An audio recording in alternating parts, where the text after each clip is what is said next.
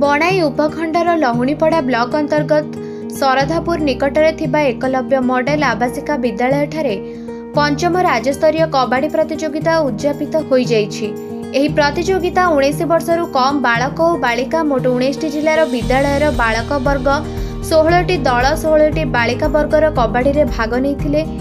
Final match रे सुंदरगढ़ जिलार लहुणीपड़ा दल सहित कंधमाल जिला दल मध्यरे कबाड़ी प्रतियोगिता होइथिबा बेले एथिरे कंधमाल जिला चैंपियन गौरव अर्जन करिसेंती।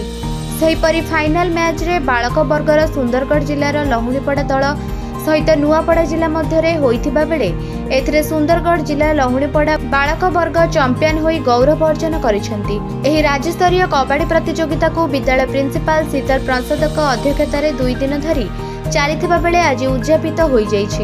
एही उद्यापनी उत्सव रे मुख्य अतिथि भाबे बणाई पीआईडीटीए शुद्धित टपो भवानीपुर एकलव्य मॉडल आवासिका विद्यालय प्रिंसिपाल संगमित्रा पाणिग्राही प्रमुख जोग देई खेलाड़ी मानकु उत्साहित करबा सह बीजेपी और उपविजेता दलगुडी को पुरस्कृत करा जायथिला।